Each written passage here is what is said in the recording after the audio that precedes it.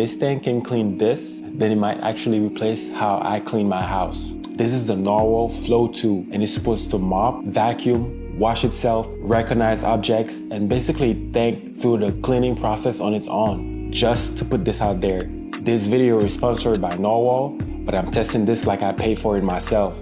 And after using it around the house and setting it up for some pretty nasty cleanup tests, I can already say this thing is trying to solve the exact problems that usually make robot vacuums feel disappointing. So let's see how far it really goes. This is where most robot vacuums usually fall apart. They hit a wet mess, drag it around, and leave behind a streaky reminder that they were there. But the Narwal Flow 2 is built differently, and the biggest difference is happening underneath. It uses Narwal's Flow Wash mopping system with a rolling track mop that is constantly rinsing and cleaning itself in real time while it works. It is applying fresh water as it cleans and actively scrubbing the mess away. Narwal says it uses hot water at around 140 degrees, and that rolling mop is applying real downward pressure, so it is much closer to an actual mop pass than the usual light wipe you get from most other robots. I tested this with cereal and milk first, and I honestly thought